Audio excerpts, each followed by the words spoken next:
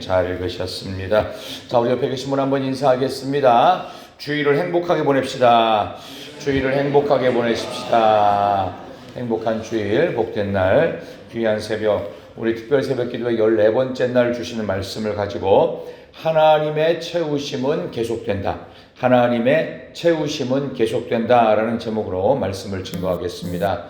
요한복음의 전체 주제는 예수님께서 하나님이시다. 이것을 믿으라는 것입니다. 예수님은 하나님이시라는 사실을 믿으라. 그래서 헬라인들에게 또 예수를 처음부터 몰랐던 이스라엘 이외 이방인들을 향한 복음서, 그게 요한복음이다 이렇게 말씀을 드렸습니다.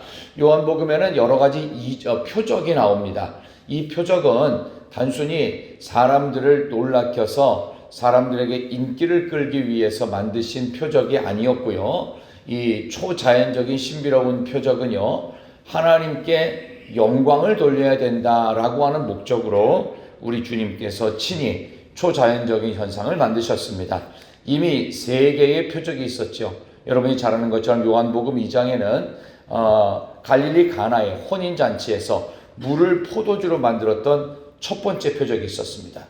두 번째는요, 요한복음 3장에 보면 왕의 신하의 아들의 죽을 병을 고쳐주시는 두 번째 표적이 있었고, 그 다음에 요한복음 5장을 넘어가면은 베데스다 연못가에서 38년 된 환자를 치유하는 세 번째 표적이 있었습니다. 그리고 이제 오늘 6장 넘어왔죠. 거기는 유명한 오병이어의 표적과 오늘 읽은 16절부터 21절까지에 보면은 5번째 표적으로 바다 물 위를 걸어가신 표적이 나옵니다. 오병이어의 기적으로 5,000명을 먹이신 4번째 표적과 그 다음에 바다 위를 걸어오신, 그것도 풍랑이 있는 바다 위를 걸어서 오신 예수님의 5번째 표적, 4번째, 5번째가 오늘 6장에 기록되어 있습니다. 그 당시 좀 시간으로 좀 거슬러 올라가서 상황은 이랬습니다. 1절부터 4절의 상황을 이렇게 마치 동화처럼 재현할 수 있겠습니다. 때는 보리와 밀이 익어가고 있던 4월 초순 6월절이 가까운 어떤 날이었습니다. 들에는 꽃들이 피어나고 있었습니다. 이때 실제로 사람들은 먹을 것이 없는 우리식으로 유대인식 보릿고개를 지나가고 있었습니다. 왜냐하면 밀이나 보리가 익어가는 때였기 때문입니다. 이런 식으로 그 당시의 시간적 배경을 설명할 수 있겠습니다. 그때 예수님을 따라오는 큰 무리가 있었다고 오늘 성경 5절에 기록이 되어져 있습니다. 한 말씀을 볼까요? 자, 5절 보세요. 예수께서 5절 시작. 이사는 이르시되 우리가 어디서 떡을 사서 이 사람들을 먹여야겠느냐 하시니 아멘. 빌립에게 물으시는데 이게 마태복음이나 다른 마가복음, 그 다음에 누가복음에도 같은 본문이 기록되어 있는데 다른 복음서에는 그냥 큰 무리를 보신 것이 아니라 그들을 불쌍히 여기셨다라고 되어 있습니다. 불쌍히 여기셨다는 말은 헬라어로 스플랑크 니조마이라고 하는 독특한 단어를 씁니다. 그냥 보신 게 아닙니다. 굉장히 애간장이 타듯이 불쌍한 마음으로 그들을 보셨어요. 스플랑크 니조마이라고 하는 불쌍히 여기셨다는 표현이 헬라어로 성경에 기록되면 예수님의 기적이 반드시 따라 나왔습니다. 불쌍히 여기심, 예수님의 본심이에요. 우리 모든 사람들, 특별히 예수님을 사랑하고 순수한 마음으로 따라오는 사람도 불쌍히 여기셨을 뿐만 아니라 그렇지 않고 분위기에 휩쓸려서 마지못해 따라오고 휩쓸려 따라오는 사람들도 주님은 불쌍히 여기셨습니다. 그 마음으로 이 큰 무리를 불쌍한 눈으로 바라보시면서 빌립에게 첫 번째로 물으십니다. 예, 빌립아, 우리가 어디서 떡을 사서 이 많은 사람들을 먹일 수가 있겠느냐? 근데 빌립은 생각보다 현실적인 계산이 빨리 돌아가는 사람이었던 것 같아요. 그래서 7절처럼 그는 고백을 하지요. 오늘 본문의 말씀 7절을 보시면 다 같이 빌립이 7절 시작.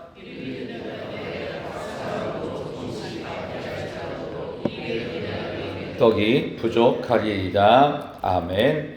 200데나리온, 노동자 하루에 품삯이니까 아무리 적게 10만 원만 친다고 하더라도 실제로 약 2천만 원, 2천만 원 그 이상이 되는 돈을 들여야만 겨우 먹일 수 있는 떡을 도대체 구해오라는 말씀이십니까? 하면서 주님께 반문하는 내용입니다. 부탁을 받았는데 반문을 한다는 얘기는 별로 그러고 싶은 마음이 없다라는 뜻이 아닐까요? 근데 또 한 사람의 제자가 그 옆에 있었는데 원래 세례 요한의 제자였어요. 근데 세례 요한이 세상죄를 지고 가는 어린 양을 보라 하면서 안드레라고 하는 원래 세례 요한의 제자를 예수님께 보내서 예수님의 제자로 이제 선생님을 바꾼 안드레가 그 상황을 옆에서 빤히 지켜보고 있다가 먼저 한 발자국 먼저 예수님께 간청을 드립니다. 선생님, 다른 거는 없는데 여기 한 소년이 갖고 있는 런치박스가 있습니다. 거기에 가난한 사람들은 원래 밀로 된 떡보다는 보리로 된 떡, 이 별거 아니지만 이 점심 먹을 도시락에는 보리떡 5개와 물고기 2마리 정도가 있는데 혹시 이거라도 어떻게, 결국 안드레도 적극적으로 먼저 나서긴 했지만 이것 갖고 어떻게 이 많은 사람을 먹일 수 있겠느냐라는 그런 답답한 심정이 묻어나는 참 이상한 이야기가 오늘 흘러가고 있습니다. 이거 갖고 먹일 수 있다는 건지 어떻게 하겠다는 건지 도대체 알 수가 없는 알쏭달쏭한 상황 속에서 주님은 오늘 성경에 있는 그대로 그들을 잔디밭에 앉히십니다. 앉혀보니까 얼마나 사람이 많았는지 남자만 5,000명이라고 기록되어져 있습니다. 남자는 전쟁에 나갈 만한 나이에 있는 사람들을 가리킬 때 남자라는 표현을 쓰니까 약 20살에서부터 50세 안쪽까지 되는 사람들만 5,000명입니다. 그러니까 최소한 10,000명 가까이는 앉아 있었을 것이다. 이 정도로 우리가 추정을 할 수가 있습니다. 근데 주님께서 계속해서 말씀을 하시는데 오늘 본문의 말씀의 11절을 보세요. 11절에 어떻게 하시는지를 한번 보도록 하겠습니다. 잔디밭에 약 5천여 명의 남자들이 앉아있는 그 많은 사람들을 향해서 주님의 행동은 이러했습니다. 자, 11절 다 같이 시작.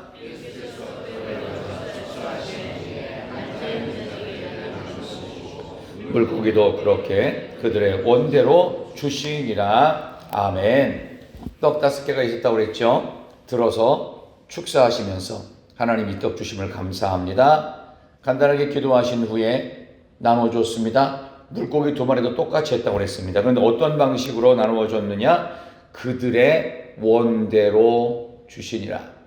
사람이 원래 행사를 하다 보면요, 실내에서 뷔페를 시켰을 때 하고요, 그러니까 실내 행사, 교회 안에서 행사할 때 뷔페를 시키면 예를 들어서 200명이 온다고 예상을 해봐요. 예정을 해봐요. 그러면 200명쯤 왔을 때는 200명분의 뷔페를 실내에서 시키면 웬만하면 다 먹을 수가 있습니다.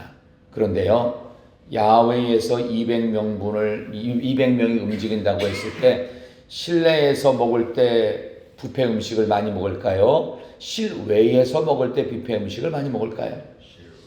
실외가 훨씬 많이 먹습니다. 1.5배.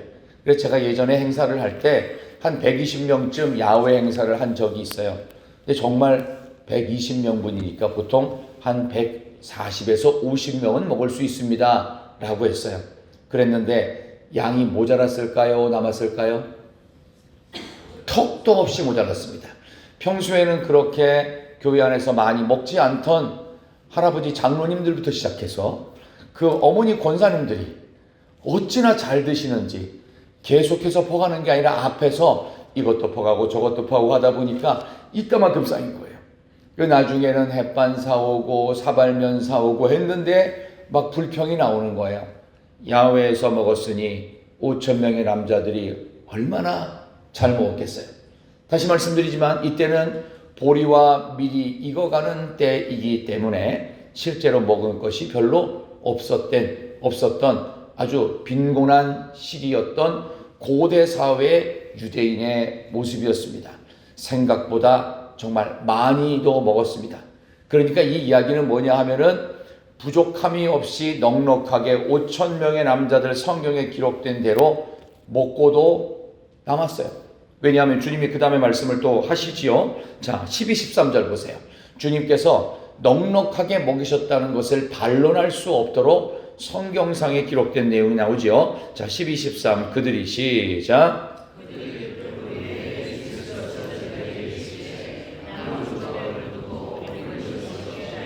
하심으로 이에 거두니 보리떡 5개로 먹고 남은 조각이 12바구니에 찼더라. 아멘. 12바구니에 남은 것을 채울 만큼 그들은 이미 배부른 후에라고 돼 있죠. 배가 부른 후에 남은 거 다 정리하려고 해보니까 세상에 12바구니에 먹고 남은 것이 가득 찼답니다.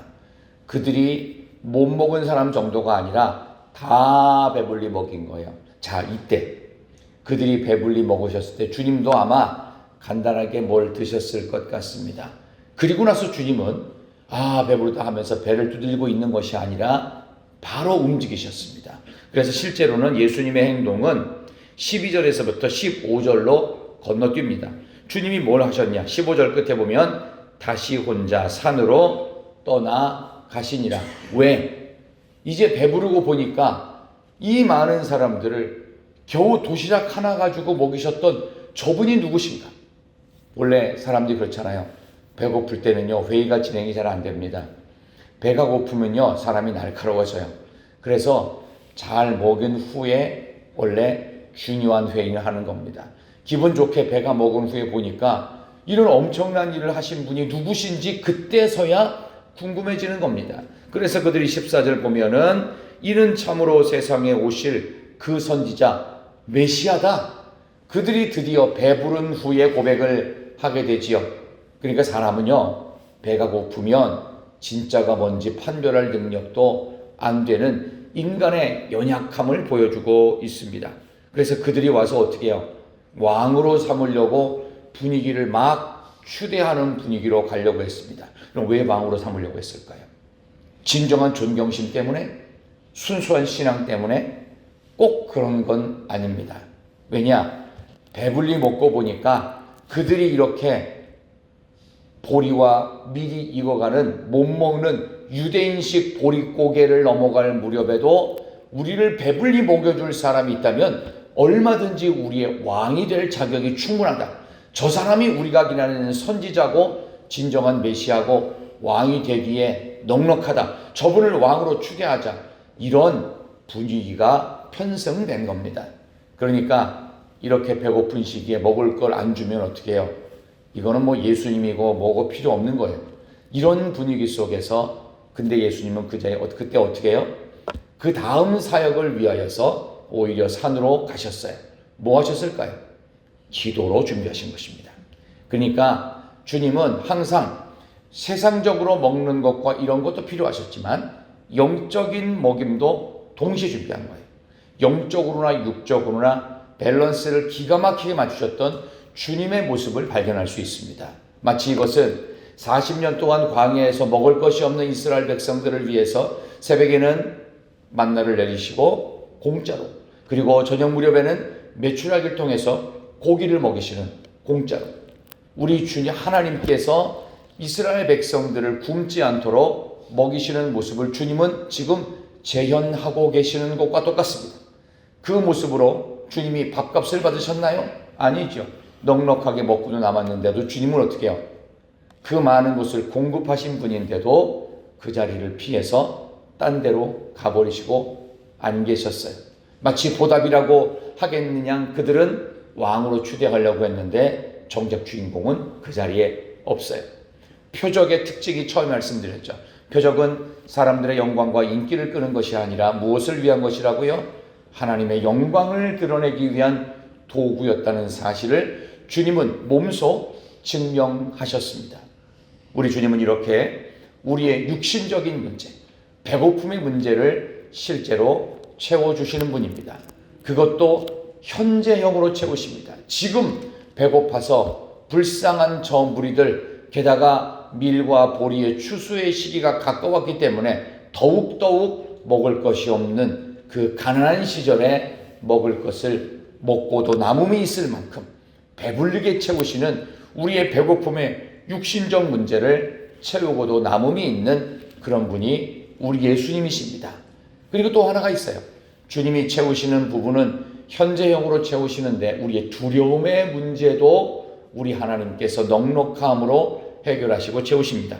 오늘 16절부터 21절을 보면은 주님께서 제자들의 모습은 안 보이는데 이 5천 명의 사람들을 전부 다 해산을 시키고 난 다음에 저녁 무렵에 주님, 우리가 원래 가려고 했던 가버나움으로 가려고 하는데 주님이 안 보이는 거예요. 어떻게 해요?